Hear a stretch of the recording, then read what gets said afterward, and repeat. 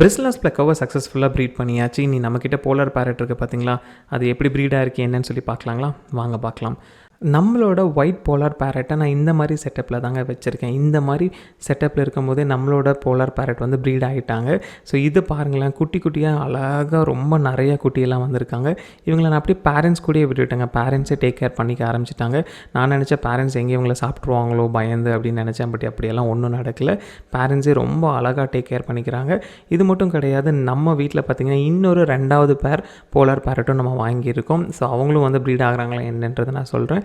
So சிம்பிளாக இந்த மாதிரி செட்டப்லேயே வந்து நீங்கள் ஒரு போலார் பேரட்டை வந்து ப்ரீட் பண்ணலாம் அப்படின்றத நான் உங்களுக்கு காட்டியிருக்கேன். இதே மாதிரி நம்ம இன்னொரு வீடியோவில் சந்திக்கலாம். until then bye bye, thank you.